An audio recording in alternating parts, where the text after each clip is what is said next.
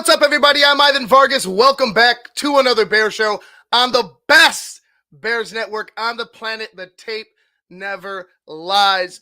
Got a nice little pop-up show here for you guys. Obviously, Ryan Poles spoke with the media today at the NFL owners meetings, so we want to get into that. Had some really interesting comments about Caleb Williams. Also, he talked about Justin Fields and the trade to the Steelers. We'll get into that. But before anything, become a patron today. I'm telling you, you're not gonna want to continue to miss some of these shows. Tonight on our Patreon channel, we have another draft mob. Olu Fasanu is going to be broken down, and I believe Jerzon Newton as well, if I'm not mistaken, will also be broken down by the boys. I might pop in there and give my 2 cents as well, but we're going to have it. Olu Fasanu, Jerzon Newton of the University of Illinois. It's going to be a great show. Don't miss it. Become a patron today.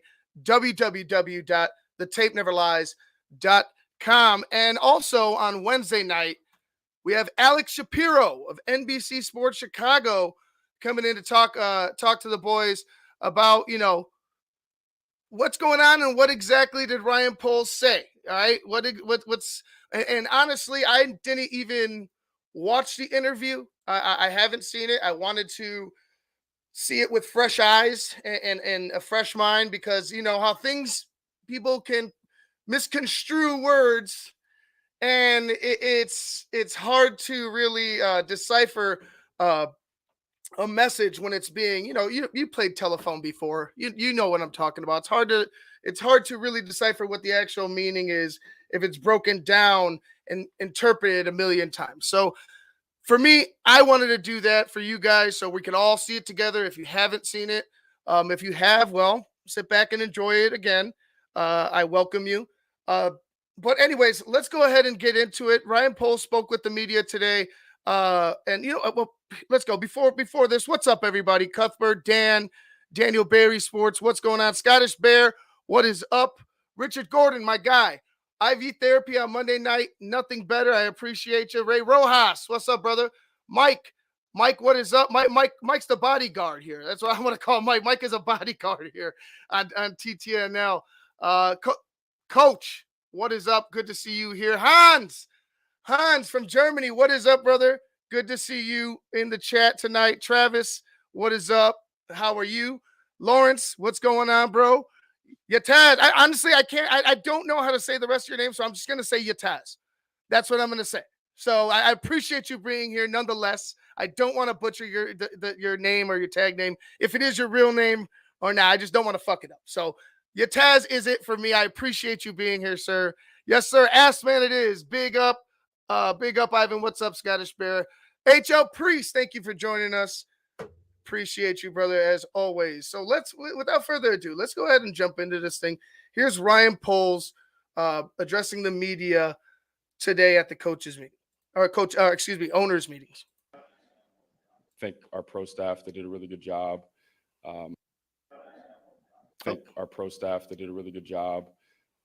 Really good prep in terms of being able to have our evaluations lined up with our coaches, so everyone was on the same page. Also want to make sure Matt Feinstein gets some credit. He manages our cap, helps us negotiate. He did a fantastic job this year and continues to get better every year. I said something good. I did something good. The first topic, really proud to get that done. We talked to the combine. I thought we were close, and we got over that deadline by a couple of days, but we were able to close that thing up. And Jalen's done an unbelievable job. He's grown since we've been together, and we expect him to continue to grow, bring others along, and continue to lead our group, especially that defensive side of the ball. Free agency went really well. We wanted to continue to add impact players and create depth as well. We stayed opportunistic with some things that popped up that we, didn't expect, like Kevin Byard. And he's going to be a really good addition on the back end, communication, leadership. He still has speed, still has ball skills. I really think he's going to affect the defensive group at a high level. With the trades, Keenan Allen popped up, which was a really cool opportunity, for where we're headed, which is going to be with a young quarterback. I thought it was an absolute perfect fit. I don't think there's a better receiver in the league that can be better for a young quarterback in terms of understanding the NFL game, timing, space, reading defenses. So I think that's a great addition. It balances the field with DJ on the other side, Cole and Everett at tight end, Swift at running back. We have a lot of really cool things that can get going and allow us to be dynamic and really special. Um, Justin, probably one of the harder things I had to do. I know, you know, I always kind of touch on the empathy part. Like having that conversation with my own son was hard. His jersey's up in his room, so it kind of puts that into perspective of how difficult those moves are. But really felt like that was best for our organization and best for Justin. I said that at the combine. I want to do right by him. We did that. Um, we had a really good conversation. I actually went to Flus's house and we had that conversation together with him over the phone. And again, one of the harder things we had to do, but I thought was necessary for us heading in the right direction. Draft, we're going to leave here, get right back to the draft process. Actually, going to fly to LSU straight from here and their pro day before heading back to Chicago. Just continue to put all the information together. Every day, I feel like we get more and more clarity as we move forward. So we're excited about where we're going, and everything looks promising. Right. Okay, so let me. That's a real ugly. Oh, we're gonna have to screenshot that later. But Thank you. let me go ahead and.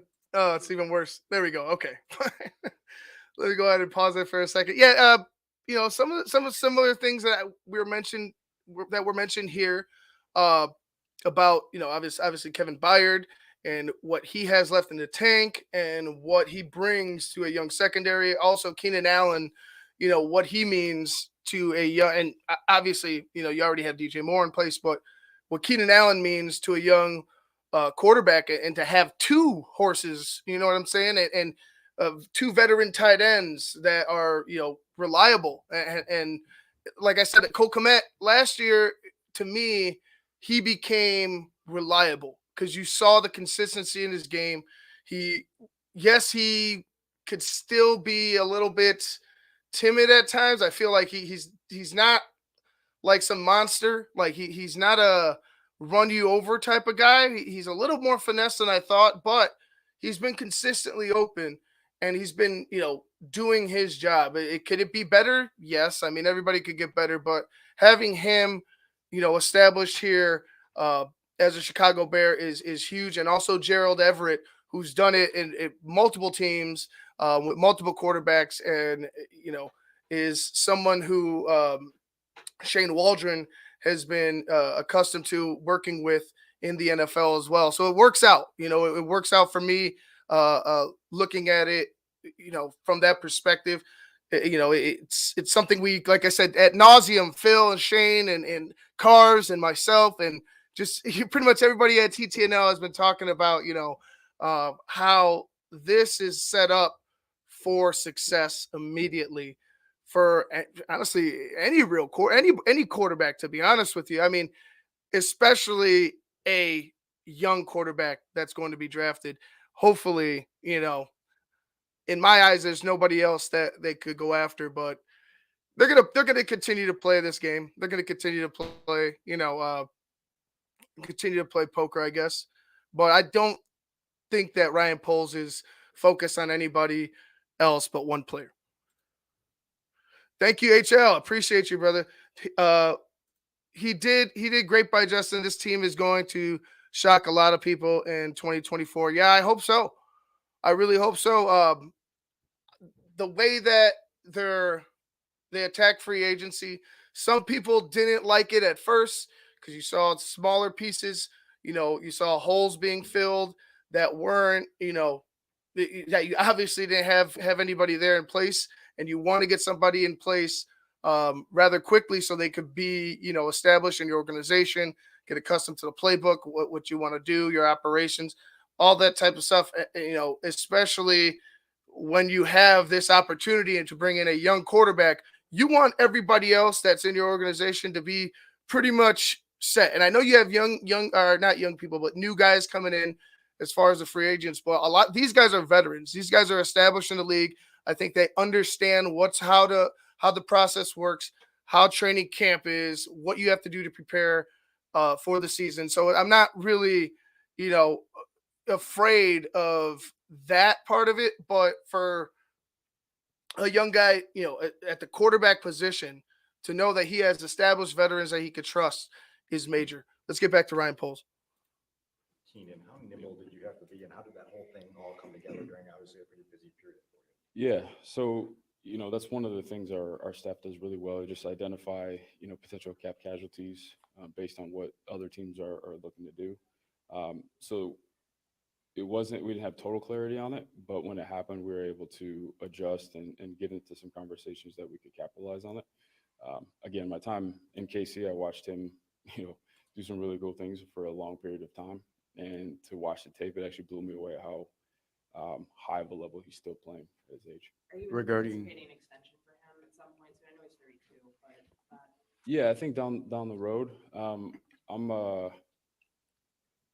I try to be intentional with the order that we do extensions. So we'll review that and kind of see what our order looks like. But for what he stands for, I would love to have him long term. Regarding the Fields trade, Real quick, Lawrence, I'll address this. I got you started up. I'll address it a little bit later because I got a few things to say about the rule and just some of the majority of the changes that have been going on as far as the defense is concerned and how it's going to affect the game as a whole. trade, why the Steelers, and were there other teams potentially that you could have moved them to? Yeah, there are other teams. The Steelers were just an opportunity where it was almost like more of a, they have a starter with Russ, but there was more of an open competition. It felt like, from my perspective, where there are other opportunities where there were some, quarterbacks that were either veteran guys or young guys that were already been paid. So it would have been a tougher situation for him to get on the field. How did the market shape up in the weeks leading up to that? I know that people look at the return cup, it's not a ton, but Yeah. I imagine that. Did you expect it to be more kind of when the preseason or when the offseason started? Yeah, it was a little bit of surprise, but as you do research and you have conversations, you have to kind of adjust to the market. But I think just with how other teams are built, because if you look at the beginning, there's probably teams that are looking at the draft for guys to fill in. On the back end, the playoff teams probably have someone in place, so it really was a smaller pool, of teams. So. Before the trade is finalized, was there like a decision day before that where you feel good about these rookie quarterbacks to move on from Justin? Yeah, we had been putting that information together all along, just trying to measure how we wanted to go about doing it. I know there's a lot of talk about, having Justin there and drafting a quarterback as well. We had a lot of deep conversations, and I got some really good guys on my staff to really dig into how that would play out in terms of the locker room. How would that play out with a young guy that needs a lot of reps? How would that play out with just the command and leadership that you need in that position? And we felt like it was best to probably move on and allow a young quarterback to come in and work into that role. How did he handle the news? He was positive. His tone was good. I think what was important for Flus and I is to really express to him, although this is a really tough decision, like how much he means to the city of Chicago, our fan base, and us. I thought it was a class act and how he handled the ups and downs of the start of his career. But he sounded good. The tone was good. When did the Steelers emerge as the best trade partner? Is that after the Pickett move, or is that in that time frame? In that time frame. Yeah. Brandon, the number 9 pick is one that you guys obviously put a lot of work into as well. You obviously go through a lot of scenarios. What excites you about the number of different potential avenues that you may have there? Yeah, I like the numbers. I've talked about this when I first got here, but we, have different tiers on our draft board. So I like the numbers in terms of the talented players that can get to 9. We're going to do some cool things when we get back, kind of break into teams. And, one team's going to talk about, what's the tackle position is the best to go after. The wide receiver is the best. The defensive end is the best, and use factual information to kind of spit that out. And we'll have a debate in terms of what's more impactful for a football team, short term and long term. So I'm looking forward to that Because exercise. of the currency you have, is there a consideration to move it back because of also the stack of players there as well? For sure. Yeah, and that'll just kind of play out, and we'll see what the numbers look like, and that'll kind of dictate how far we can move back if we decide to do that. And like I said, that's what I've been saying all along is if they move back, they can't like honestly, I would only want to move as far back as maybe I mean, unless the Rams are interested, but that seems like a bit much. You can get a lot in return, but I'm afraid you might miss out on an end that you really would need, right? On one of the top ends that you would hope to get with a pick in return for the number 9 pick because they're gonna be available there in the first round. The second round it starts to get real thin at end, so I expect the Bears to strike end in the first round. The way that they can do that and still be able to go ahead and go after a top uh, offensive talent like a wide receiver is to trade back middle teens, middle to yeah, about middle teens and see if you can accumulate a second, get a second round pick and start looking at wide receivers. I and also pick up the end with the first round pick swap. Get a wide receiver. I would also expect because you're trading back into the first or you're trading back into the top 10 from a middle to like late uh, draft position that you're going to be inclined to offer about 3 picks. I would say. I would say 3 picks wouldn't be far fetched. You know, in my opinion, if you want to trade, if you want that bad to get a player back in the top 10, and you're sitting at 17, 19 with the Rams, you might even push for more. I don't know.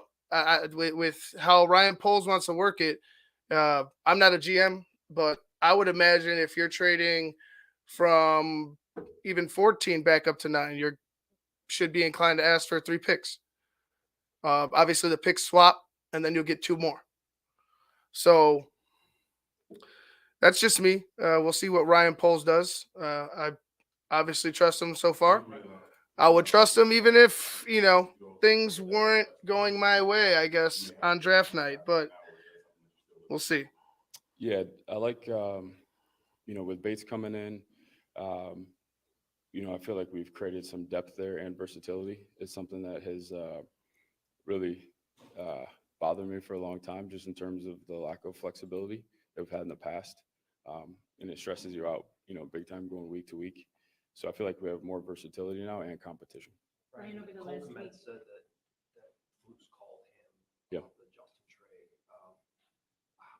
How important was that for you guys to communicate with key leaders on the team? Yeah. And then what type of feedback did you guys get as a result of that communication? Yeah, we try to do a really good job communicating with our players. We expect the same for them. Like if they're going through something and they have a problem with something, we want them to come to us and communicate that rather than keep it in. So we thought that transparency was good. Let them hear from us first. You could tell they really appreciated it, and it was almost like, hey, you don't need to do this, but we feel like we should. And I think that goes a long ways with our guys. There's a second part of your question? Just, yeah, what was the feedback Yeah. that they had in terms of losing Justin, I guess, and moving on? Yeah, I think DJ's quote there, it's, business is a business or something like that. I think they understand that there is a business part to it. And it's not something where just because you trade someone doesn't mean you don't like them or don't appreciate them. They understood that we thought that was the best move for where we're at. Right, Why over do the you think last it, week. why do you think it didn't work out? There's a lot to unpack there. I think, if you go through the whole deal, like in the very beginning, I think that was a choppy start, rookie year. And then when I came in, we had some cleaning up to do, which then delayed another year of adding talent and supporting. And then just in terms of the game, I feel like he was making strides and improving.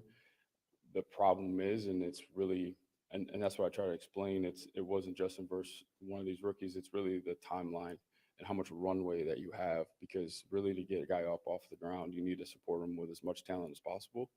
And then that flips, because then they take so much cap space, which is a good thing if you get to that point, but then they have to be the reason you start winning. So then it's harder to add the talent, around them. And you can look around the league and it happens a lot. And really the teams that can sustain success through that period, I think do a really special job. Brian, over the last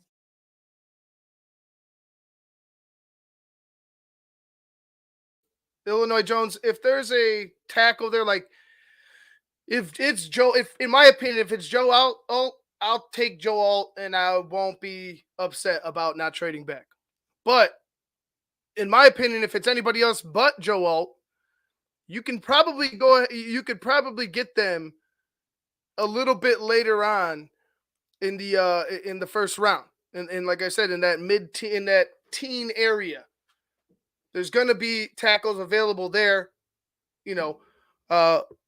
Fautanu might be available right there. I don't disregard the need for offensive line help, but with Braxton Jones in place, with them, already having right tackle established in last year's draft, it's, to me, the biggest hole that they have right now is defensive end, opposite of Montez Sweat.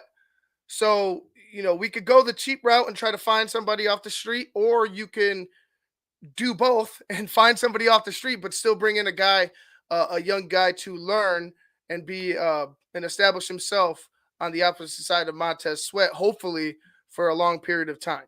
But like I said, I don't disregard the need for offensive help, like offensive line help. The more the merrier, in my opinion. Maybe they find a guy that can play multiple spots on the line later on in the draft. You found Braxton Jones, who's done a solid job. Not the greatest tackle in the league, but he's done an admirable job with the opportunity that he's been given. So we'll see how they approach it. It's all about how Ryan Poles is looking at it, how he's analyzing it. I could just give you my thoughts and opinions. I can't give you 100% facts, even though I almost feel like I know 100% where they're going to go with that first pick. But either way, we'll see how it goes. What's up, Ben? How are you? I appreciate it. Again, and I'm not denying that he's a beast. But like I said, it's all about how Ryan Poles sees it and how he wants to address it. You could already see that he's put team, in my opinion, ahead of emotions. So we'll see how it goes. I think you have a guy that he trusts in Braxton Jones right now, and I think he's going to see this out with him before he looks to really replace him, because I don't think Braxton Jones has done anything to lose his job. Right? Can there be an upgrade? I believe so. Yeah, you can always say that there's an upgrade. There's always somebody better. But as of right now, what can you address with the success of Braxton Jones so far? What can you address now that can help us? That doesn't necessarily, hinder his growth, but also helps out the Chicago Bears. You need a defensive end opposite of Montez Sweat. week, what have you learned about him and the moves that you need to know in this draft process? Yeah, I will say when you talk to his teammates, they don't like him. They love him. His leadership, how he brings people together. He's intentional with his leadership. Same goes with the staff. I'm having a hard time finding a person that doesn't like him or even love him and thinks, that he can reach the highest limits. So the feedback's been good. Do you have the top 30 for him planned already? Yeah. Do you Yep. know when that's gonna be? It's gonna be that first week of April. That's when our first big wave comes in, and he'll be a part of that. What, having spent so many days out in LA, a big contingent from the team there, Yeah. what do you hope to glean when he comes to Dallas? Just another touch point. Continue to, and I've learned this over the years. When guys come in, you can really do some installations, take a break, and then have them reinstalled back to you, just in terms of recall. Build relationships with coaches. Make sure that there's compatibility there. Since he didn't give medical at the combine, will that be the one chance you guys will have get that Yeah. information as well? Yep. How much are you maybe comparing and contrasting him still with maybe the other quarterbacks, McCarthy, May, Daniels, or is it now every information we can get? No, we're going to continue the process. Like I said, we're going to go to LSU right from here. We'll continue to evaluate everybody. I do think, as I said before, like we gain clarity as we move forward, which is a good thing. Mhm. But we also want to make sure that we continue and finish the process with the rest of the class. North Carolina too. Our can't make that one, but our quarterback coach and some of my executives will be there. Ryan, when you say he's intentional with his leadership, what's an example of things that you've heard or seen that tell you that? Yeah, we look for guys that can bring others around. So the cool thing, there's pros and cons in this NIL setup, but the cool thing is you do have some resources to, take your line out to dinner. You see the Christmas gifts that the NFL guys do. So really bringing those guys together, spending time, creating that bond is really what you're looking for in that position, and he's done that. What was he like at dinner a couple nights before the pro day with his teammates? Yeah, really mature. One of my guys kind of bumped me on it, which I think is rare these days for a 22-year-old. He never touched his phone. So really intentional with his conversations and, talking about his interests and things that he likes to do. So really good touch point. The draft is 1 month from today. Do you know when, or at least? That's somebody who's obviously attentive and obviously respectful of not only the process but the human beings on the other side of the table, right? Respectful of the time that's being had, respectful of their time. They're coming out here, understanding that this situation isn't, not a lot of people have this opportunity, and to, like you said, to not touch his phone, and to, for Ryan Poles to, the mature, right? If we finally hear mature, that speaks, man. Ideally, when you will have your decision made about who you're taking? I don't right now. Hopefully it just hits me. How different is it working with a player, getting to know a player in this NIL era? See, now he doesn't know, but hopefully it just hits him. And then you saw the smirk. So let's just talk about that real quick. I know that people are gonna take, like I said, they're gonna comprehend it the way that they want. Caleb Williams is a new quarterback. Thank you, Willie. Caleb Williams is a new quarterback. That's kind of where I'm seeing it. Like I said, they're just being respectful of the whole process. With it, what if somebody offers 10 first-round draft picks for the rest? You know what I mean? Like, there could be some crazy shit like that, but I think that Ryan Poles, he has no poker face. Yeah, I think Ryan Poles pretty much is telling you, without telling you, that we have a guy, like that he has his guy. That the eye test, the tape, and now, being personal and social and interacting with the player, the guy's hitting all the marks, and everything that's been said about Caleb Williams just continues to get shot down. Just every single turn, it gets shot down. The accusations about him being a bad teammate, shot down. Him, him being selfish, shot down. Like, it's just over and over and over again. The guy continues to meet the mark. I just would like to see people back off the slander, right? Back off the slander. The kid isn't a piece of shit, right? He might have one hell of a competitive, spirit, right? One hell of a competitive edge, and the Kobe, a Jordan, that killer instinct, LeBron, and maybe not LeBron. I don't know LeBron. I have questions about LeBron, but neither way, that's neither here nor there. LeBron's still a great player. But Caleb Williams, like, let's be real, man. Let's be real. We're talking about fingernail painting. We're talking about him. We're talking about crying with his family. You know what I'm saying? Like I could see one thing if he slammed his helmet, was in tears, crying, yelling and screaming, punching things, throwing shit. That's a temper tantrum. Going and being consoled by your mother, that's another thing, man. The nails, the nail painting, whatever. I know he had FUND, which at the time pissed me off, but I wasn't going to say, he needs to take that shit off. It is what it is.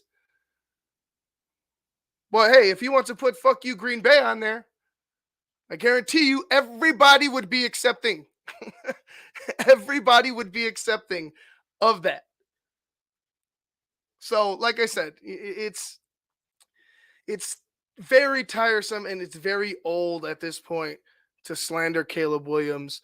If you want to be critical about his game, so be it. But I feel like this character assassination is just exactly that. That's all it is trying to torpedo who he is as a person in order to, I don't know what, hinder his draft stock. I don't think it's working. And then specifically Caleb, somebody who does not have an agent. Yeah, with the NIL deal, again, there's pros and cons. I'm starting to learn that I think for us, when we gather information, it's actually pretty helpful. It puts these guys in the spotlight, gives them more responsibility, it forces them to prioritize money, business, football, school. How do they handle that? What kind of structure they put around them to make sure that they're making good decisions? They have people that can say no, like that's not going to fit in my timeline. So I think there's some positives there, and I'm picking that up. And then him not having an agent, is that something that I guess you guys know now, something kind of fair play, is that unique as well? Yeah, unique situation. I understand it though. So with the draft process, it doesn't make it too difficult. There's some little things, communication and just understanding the landscape of that. That's probably one of the more negative things, but there's probably a lot of pros too in his situation specifically. You've been very forthright in expressing your confidence in Flus. Mhm. When you look at the quarterback development part of it specifically, what gives you the most confidence in him and the group he's assembled to oversee the development of a young quarterback?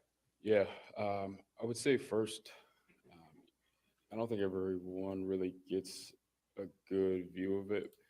Flus does an amazing job building relationships, and I think whoever that is, like, there's going to be a relationship where your head coach has your back, and I think that's important. The other piece is just very forward thinking. We both are in terms of creating structure to make sure with a young quarterback, especially in our market, that we do set him up for success. I know for sure that the roster is going to do that. It's important to me to make sure that there's enough around where he can get off to a fast start and build confidence. But at the same time, Shane, Flus, Carey, like they have a good plan too. We have Thomas Brown, who's in Carolina, so he's had some exposure to, a high pick, early. So I think really collectively the whole group's going to do a really good job. What resonated you about Shane when you guys were obviously making your decision on OC? What made him stand out? Love his background. His time with Pete, his time with Sean McVay, time with Bill Belichick. I know for myself, when you get exposed to many different ways of doing things, you can kind of take the pros of those things and kind of make it your own and kind of ditch the cons or the things that don't work really well in those systems. So a ton of knowledge. I think the biggest thing, and we sit down with these young guys, his ability to communicate and teach is outstanding. It's special to be a part of and watch. So really like Shane, and I think we're in good hands there. You mentioned that. Should you like to have more than 4 picks? But if you understand that, when you compare that to the percentage of holes that's still in the roster, you have to spend the floor. You comfortable that you can fill the remaining holes in the roster between that and the next level? I do. We've looked at that. If we don't move at all, I think that's 25 picks in 3 years, which is over, 8 and some change. So I like where we're at there. On top of, being set up next year to have a pretty good setup as well. And I think it matches the draft. I think a lot of guys went back to school this year. I think you're going to see a significant drop off. Hopefully some guys squeak through, but it actually, the way we're set up in the draft this year actually pairs up really well with how I think it's going to play out. All right, that was Ryan Poles, courtesy of Fox 32 Chicago, addressing the media about Justin Fields trade, about how hard it was. His son, obviously, a fan. So it wasn't just, it was affecting everybody, right? Everybody was affected by the Justin Fields trade, one way or another. Um, but he did what he had to do. He did what he had to do, and that's what I expect from our GM. Uh, you can do right by players. That's 100%.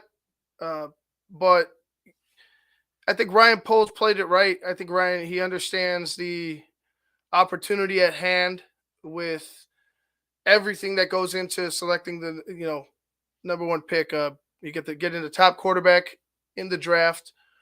Uh, Going ahead and resetting that quarterback clock. Uh, you know, the contract. It's everything. Everything plays into your hand as a GM, as a football organization, and it is what it is at that point. And then you heard what he had to say about Caleb Williams, and like again, I'll say it. I'll say it again. The character assassination needs to stop. Uh, I mentioned it last show. Why is Caleb Williams good for everybody else, but when it comes to the Chicago Bears, he's just it's not good. It's not good for the Bears. It's not a good setup for the Bears. I think it's a perfect setup for the Chicago Bears, and I think Ryan Poles made sure of that. And he needs and deserves um, all the credit in the world for it. There's still a job to be done. The work is still yet to be done. Uh, Obviously, the goal is a Super Bowl and another one and another one and another one. But as of right now, establishing those foundations to go after a championship, you have to be excited about how he's laid out this foundation for the Chicago Bears. All right, guys. So I promise we're gonna do another mock draft. Might be able to do a couple here. I know we got the show coming up in an hour. If you aren't a patron, what the hell are you doing? Become a patron today so you can check out Olu Fasanu, tackle for Penn State. And I believe we're also going to do Jerzon Newton, defensive tackle for the University of Illinois. Both guys are projected to be first round picks. So it should be a great show. Draft Mob is back in full effect. If you missed it, check out the Joe Alt breakdown. It was great. DDP, Shane, Coach O, and Big Steve were on there, I believe, and really killed it. But yeah, check it out. Without further ado, let's go ahead and jump into this mock draft. And feel free to throw out suggestions. I'm just, I'm spitballing. Like I said, we could do a couple here, just for shits and gigs. And, maybe we get lucky and we pick something, we get something right. It's always good to luck out. Sometimes luck is your best friend, but let me go ahead and bring this up. We'll switch layouts, and there we go. All right. So we have Caleb Williams. I don't think anybody's going to argue this at this point. There may be some still arguing Caleb trade the number one pick, but as of right now, I don't think that's going to happen. So right now, Caleb Williams, number one. Now we're here at 9. This first go around, I wanted to trade, but let's go ahead. Let's see. Does anybody? I know we were talking about Troy Fautanu. Is it Fautanu? I hope I pronounced it correct. Sitting here at 13, you got Talise Fuaga. You have Newton, which you're going to see later on. Byron Murphy the second is also there. Brock Bowers. I know we talked about Brock Bowers. We discussed Brock Bowers. A great talent. But, yeah. Is that tomorrow night? Oh, then I read it wrong. Well, anyway, check it out tomorrow night. It'll be on tomorrow night at 7. Thank you, Richard. Tomorrow night at 7, I guess. So you won't be seeing it tonight. You'll be checking it out tomorrow night, so don't miss it. It's still going to be a fucking fantastic show. Become a patron today. Appreciate you, Richard. So let's go ahead and jump back to the mock draft. Brock Bowers isn't a guy that I would take here. Like I said, if that were the case, if Brock Bowers was the only option, I don't see why you wouldn't trade back. Sitting here at 9, let's see who's offering. You got the Broncos, you got the Saints, Seahawks. See, this is the area that I'm kind of talking about. More Seahawks and Saints, 14 and 16. The Broncos fine, but maybe not. I would say the Seahawks would be somewhere where I would say you could get more bang for your buck. Let's see, the Saints got 14 and 45 from Denver. So we'll go ahead and say Yellow Bears with the Bowers. We'll wait for the Bowers. I'll pick Bowers. We'll get to Bowers. Don't worry. We have a lot of time now. We don't have a show after this. We got it tomorrow. And make sure you check it out. Olufusanu Draft Mob on our Patreon channel. But I'll do a Brock Bowers pick here. But right now, I'll trade 14. Give me 45.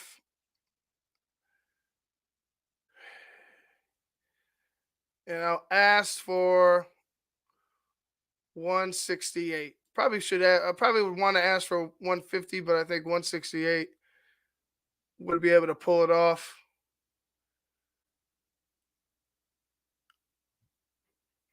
Let me see.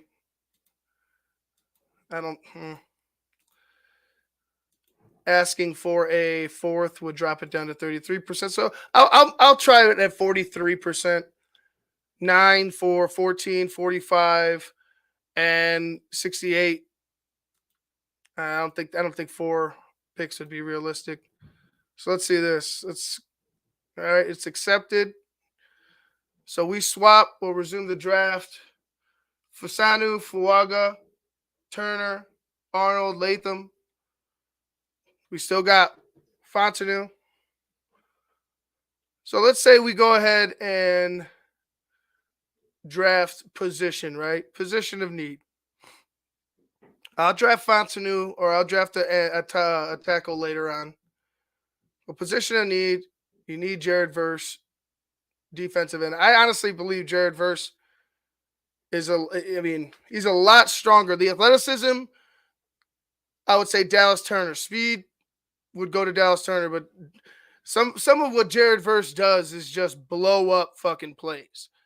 And you'll see him later on Draft Mob, but he'll engage with a tackle, and if it's a run, he'll take your ass to the hole and blow up the run.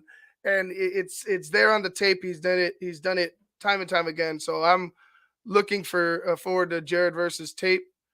I'm going to go ahead and draft him at 14. Here at 45, we got Ladd McConkey, wide receiver. You got Roman Wilson, Braden Fisk. You got Zach Frazier, who's up here. Ricky Pearsall. Jonathan Brooks. Jermaine Burton. My guy here, I would say,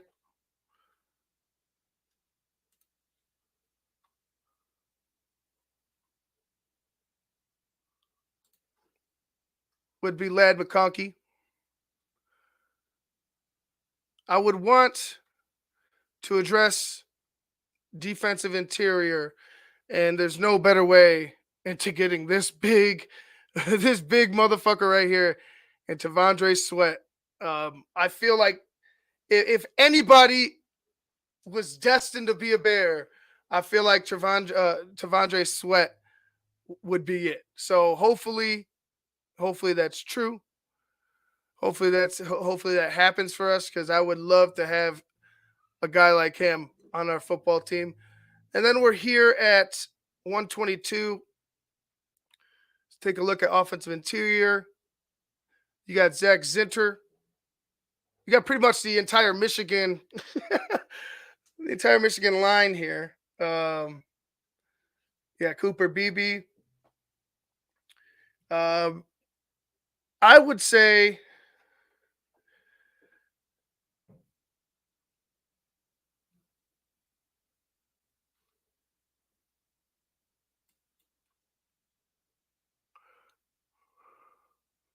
we could go with a guard backup. We'll go with a champion, a national champion in Zach Zinner.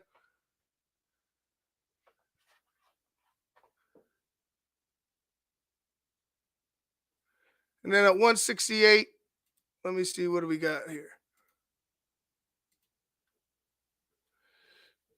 Running back is shot. Go back to receiver.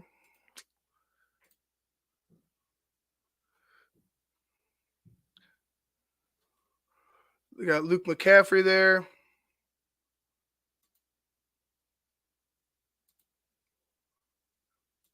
Why did that just... There we go. Got another O.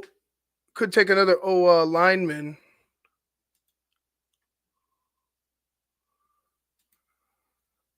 Nobody on the defensive interior that really... I might as well take Luke McCaffrey. You add another wide receiver to the mix.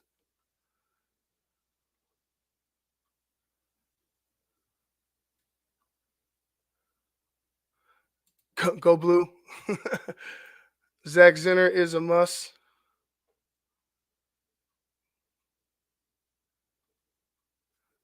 Let's check out the grade. It gave Zinner a D, but I don't really give a shit.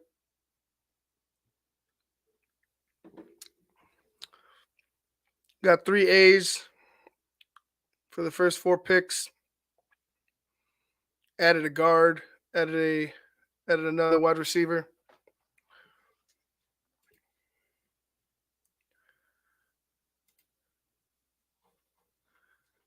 So that's the first one. Right? That's with trading 9 to 14, picking up a second at 45, and picking up a fifth at 168. Let's start over.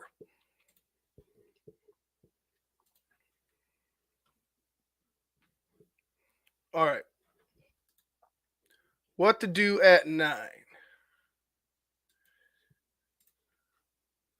So who's off the board? You got Drake May off the board after Williams, Jaden Daniels after him, then Adunze, then Harrison, JJ McCarthy, Malik Neighbors, Joe Alt, and we're sitting here in the same spot. So let's say we take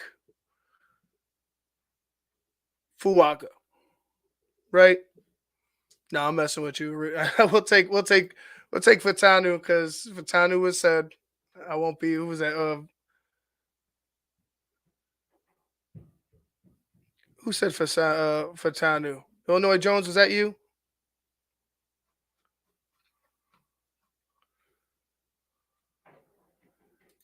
Okay, there you go. You got your wish. We took Fatanu there. Now we're picking 75. So this is how I see it. You're gonna need a wide receiver.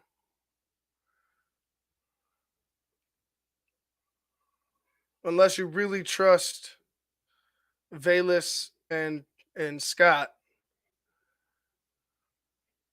I'm gonna go with Johnny Wilson. Big body, 6'7". And then I just can't help myself if this dude's here, man. I'm sorry. But Audric Estime would be my guy.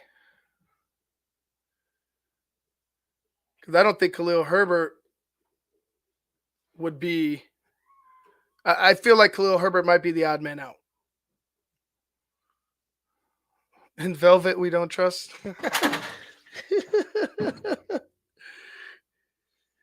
In Velvet, we don't trust. I wish I would have started calling him Velvet a long time ago. Johnny Wilson is a good blocking wide receiver. 6'7". I mean, the guy's big as shit. So we'll see. All right, let's start a new mock. 4 picks just kind of, doesn't sit right with me.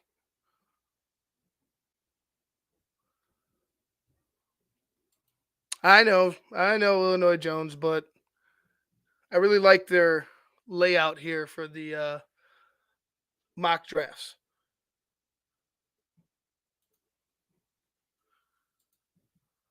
All right, let's go ahead and try this out.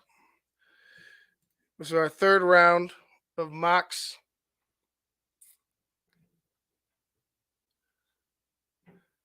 Oh, did I show that? Damn it, I didn't show the I wonder if I could go back. No. My bad. I didn't show the grades for the other ones. It was Williams, Fatanu, Wilson, I believe, wide receiver. And then we took Audric Estime as our 4th pick at 122. All right, so who's off the board? Daniels, McCarthy at 3. You got Harrison, Adunze, Drake May at 6, Joe Alt at 7, and Malik Neighbors at 8.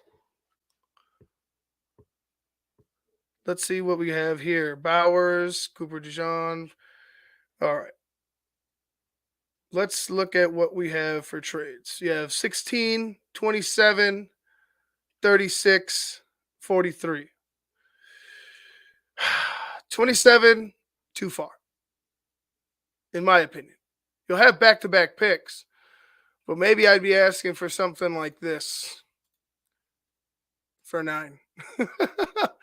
It's quite honestly. This would be accepted. That might not be accepted.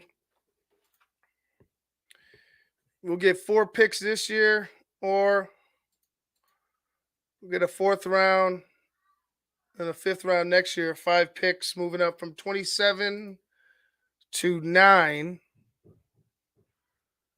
If that's somewhere you guys want to go.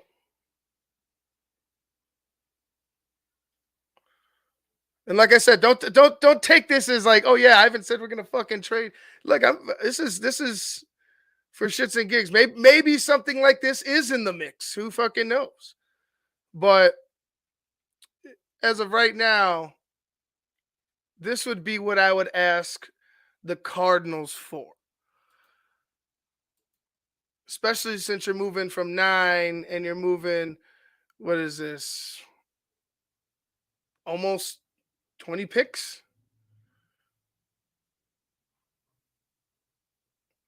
So they need a wide receiver. They want to move up, after. Well, actually, they grabbed the wide receiver in Harrison. They probably would need one of the defensive linemen, I would imagine. I don't think maybe they'll take a guard if they were to move up here. Let's see who else is there. You have the only other realistic one is Seattle at 16.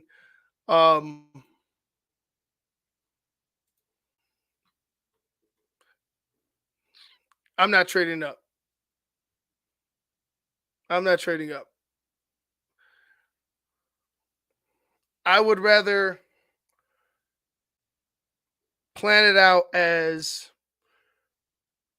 that. I'll trade up. I'll trade up, but like I'm saying, I'll trade up in this mock draft, Illinois Jones. But I wouldn't trade up personally in this draft. I would, if I'm not staying at 9, I'm moving down.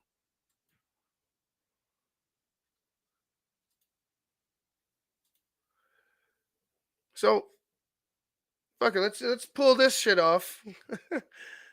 Let's have some fun with it. All right, we're gonna trade down to 27.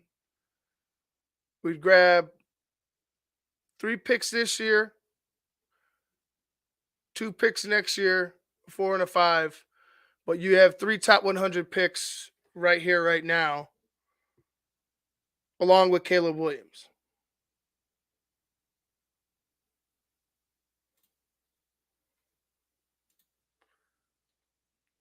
They go Fuaga. You got Jazan Newton, Adonai Mitchell, Zach Frazier, Lad McConkey. You got Kool-Aid McKinstry, TJ Tampa, Braden Fisk, Troy Franklin, Jordan Morgan, Ennis Rickershaw Jr., you got Chop Robinson, you got Darius Robinson.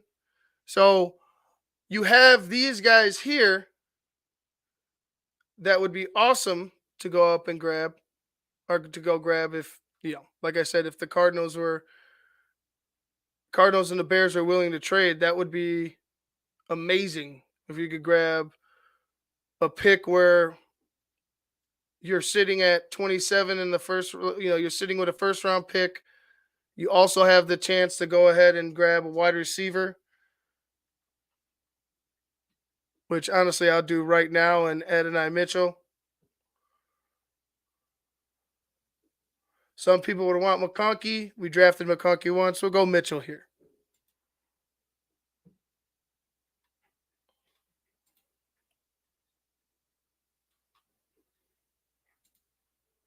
Okay, now we're back on the clock at 35. Still go after McConkey if we want.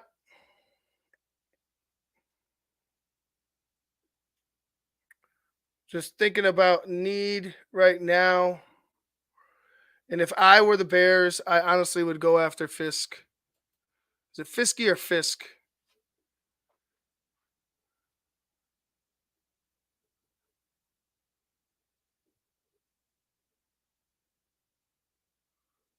You have Dolores, you have Sweat.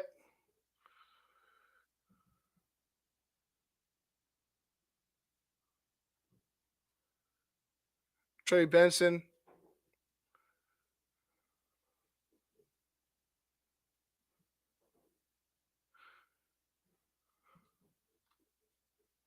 Johnny Wilson.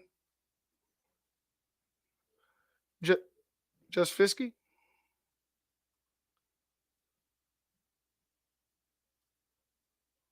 Is it Fisky or just Fisk?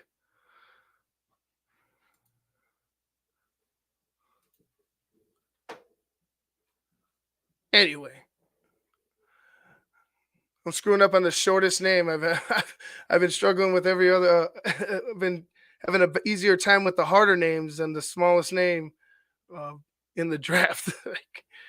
So let's say we go ahead and draft another wide receiver here. You want to go ahead and solidify, even more, give him some more weapons. Devontae Walker's there. You want to, add a running back. There's Blake Corum. I don't think we're going to go after safety help at all. Well, it all depends, but I really don't think that they're going to go after safety help at all this draft. Let's check out our wide receivers. Walker, Baker, Wilson, Thrash, Corley, Rice, Cowing, Smith, Washington, Johnson, Rosemary, Jack Saint, Washington, Williams, McCaffrey, Washington. So, there's still some guys out there at receiver if we wanted to at 75.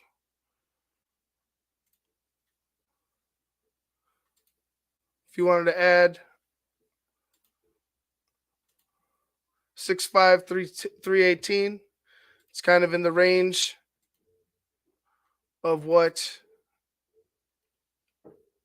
Ryan Poles has been looking for in his offensive lineman, 6'6", 112. You get a Notre Dame tackle, not the Notre Dame tackle. But we'll go ahead and give this guy a run. We'll add an offensive lineman. Kyron, and I'm going to screw it up. Kyron Emagagie.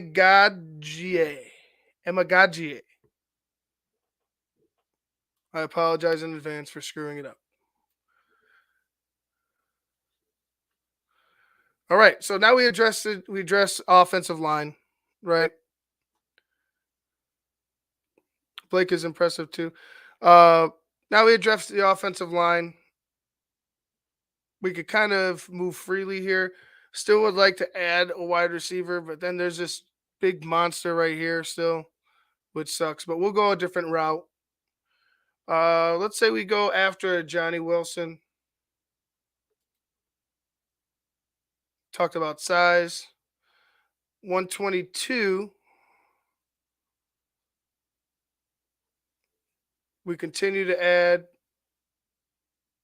to the offensive line. Added a tackle. You got Zinter. You got BB. A lot of people like Zinter. We took him last time. Let's go with BB this time.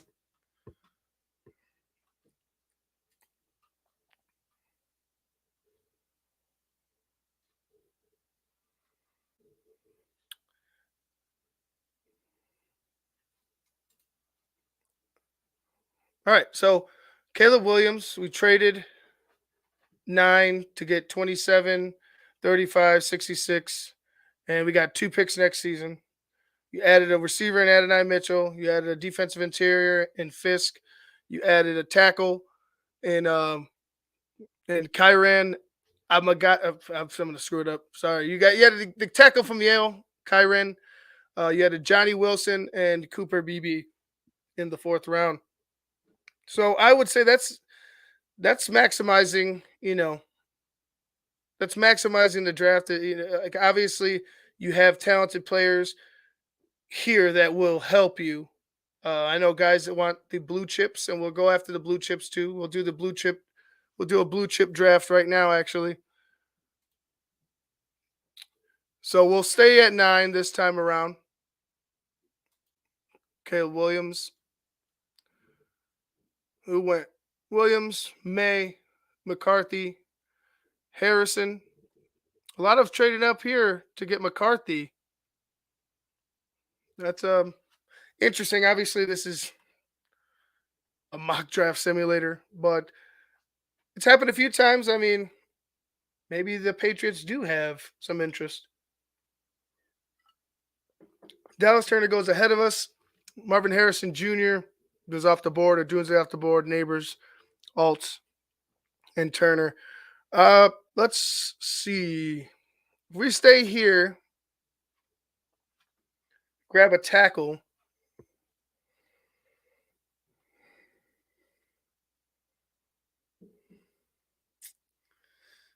Yeah, and tackle. Let's see. You got Fasanu, you got Latham, Mims, Burton, Guyton.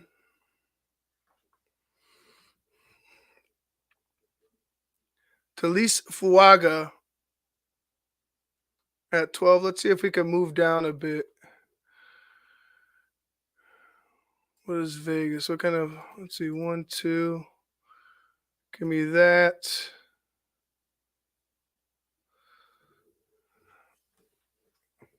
I'll give you LA 5.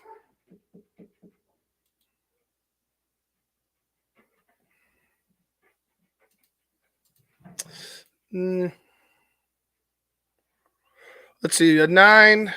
Moving over. Definitely won't pick 3. 9 for a 5. They want a 4.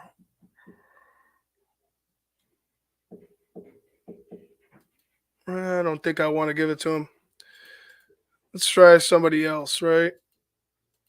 That's where I would go if it was the Raiders. Like, I don't want these 2 picks. Absolutely. And then, maybe try to finagle another one. But let's see the Rams.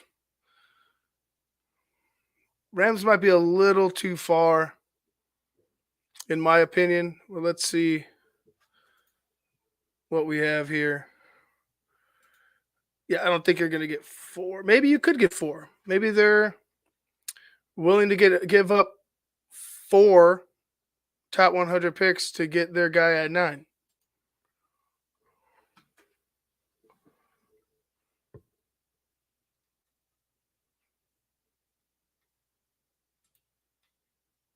We'll see. So we got the Rams there. Saints we saw already. Not trading with the Lions. Don't like how the Raiders is working out.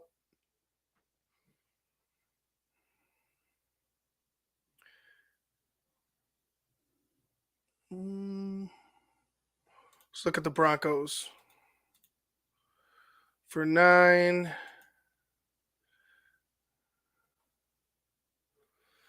I don't know if they're going to want to trade 3 picks, though, from right there. A little further down, maybe. I think it'll be a little harder for the Broncos to want to trade 3 to move up 3 spots. Because then you won't be picking till 136 if you're Denver.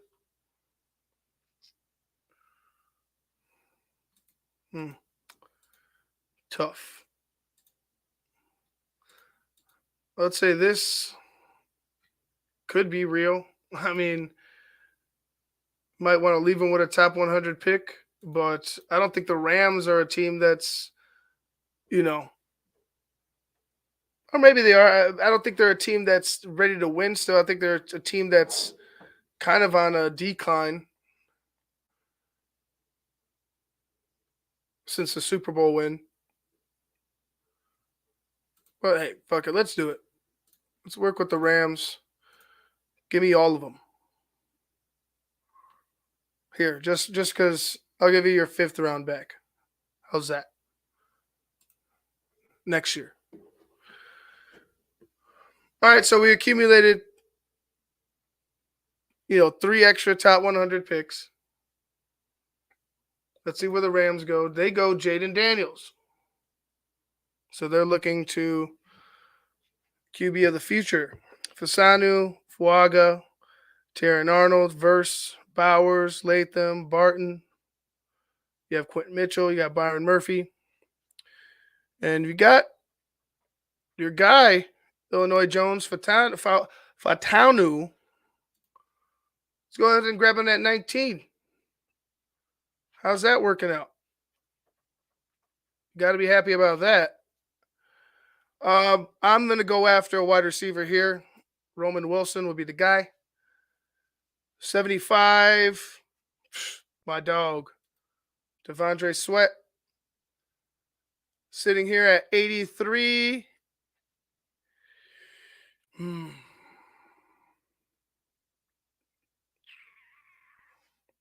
Give me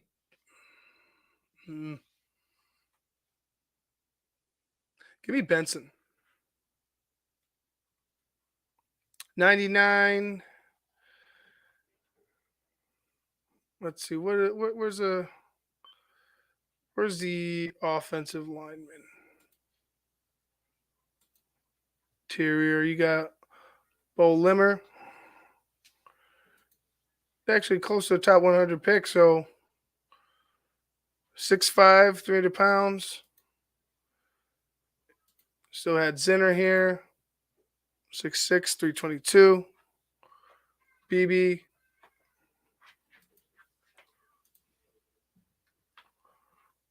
Not Cedric Benson, Christian. Not said. Not said. Rest in peace, said. But yeah, no, not Cedric Benson. Let's go ahead and draft a center here. And Bo Limmer. Gonna need to find some younger guys. Hopefully somebody to take the reins for good and, be the center here for the next 10 years. Just hoping a prayer, but you never know. So could add Leonard Taylor, defensive line. I think we'll, even wide receiver might be in play still. You got Taj Washington. Let's see. We have for ends, not interested. Let's go to more tackles. Christian Jones is there. Conclaves.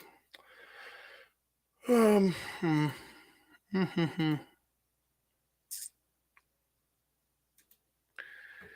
Yeah, we'll go with receiver.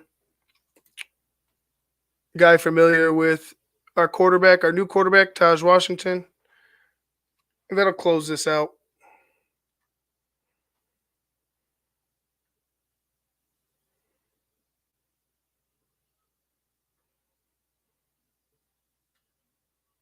So there we go. Caleb Williams, number one. We traded down from 9 to 19. We had 19, 52, 83, and 99 back.